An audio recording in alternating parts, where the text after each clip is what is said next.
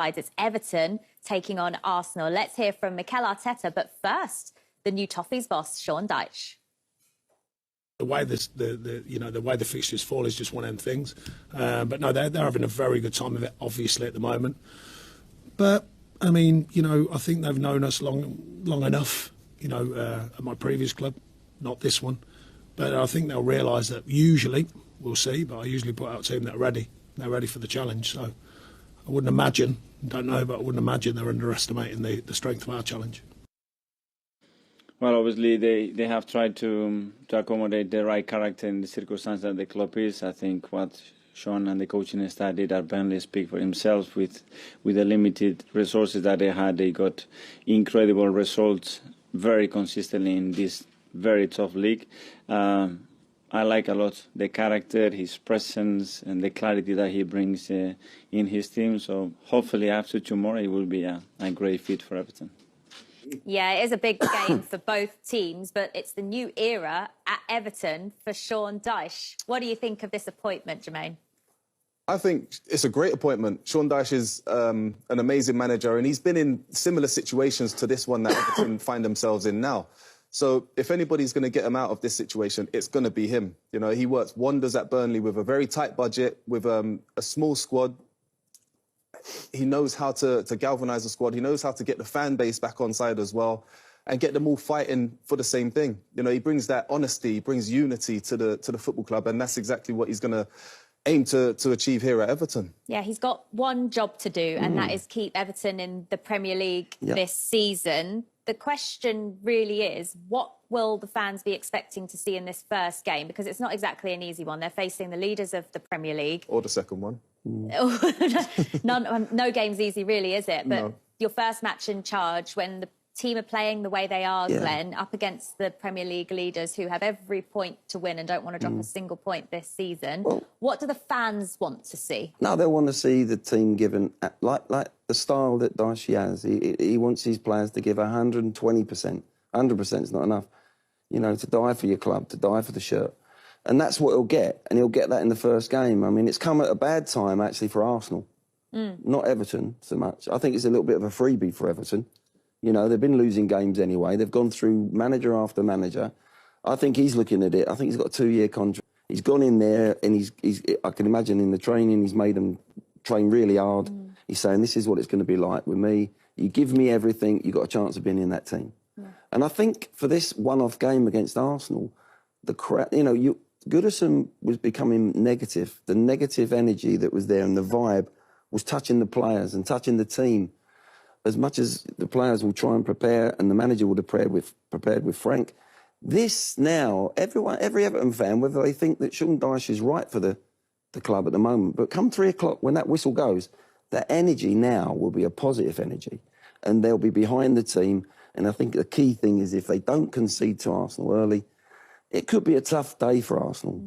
But in saying that, Arsenal are playing so well, they could go there and have an easy... If they score early, I think they'll win the game. It's 12:30 tomorrow, but I'll let you off. What did I say? 3 o'clock. It's fine, 3 o'clock.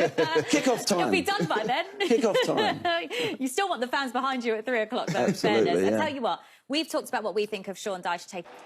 Well, he's certainly a manager that can get the most out of his players, isn't he, Jermaine? Everton are second bottom of the Premier League table. They are in the heat of a relegation battle, and you know what it's like to play for this club, to wear the shirt, to be in that stadium with those home fans on your back as well. How demanding are they?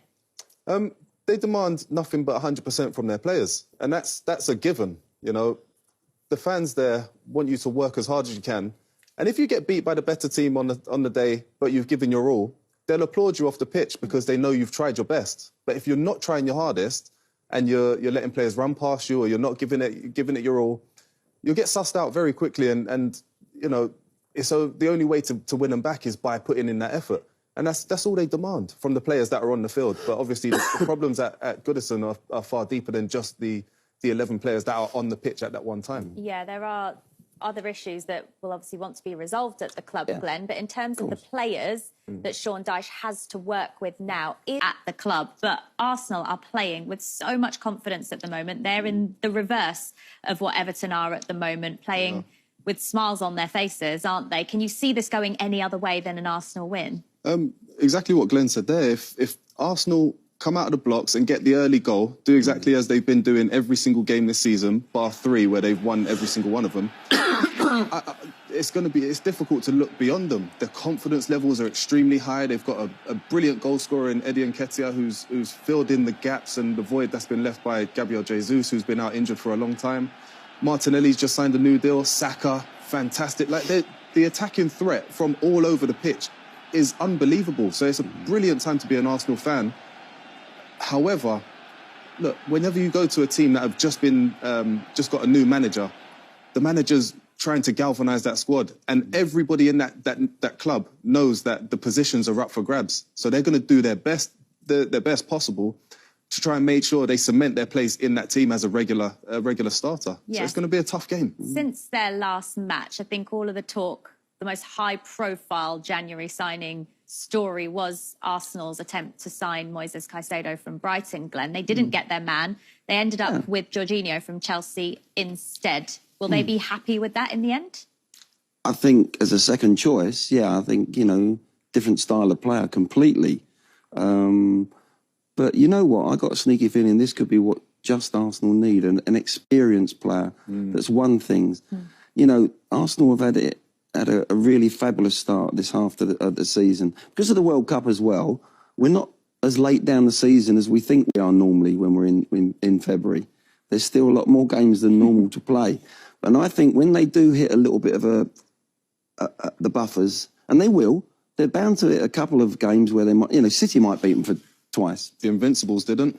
Yeah, but I don't think this team can go all the way without losing the game.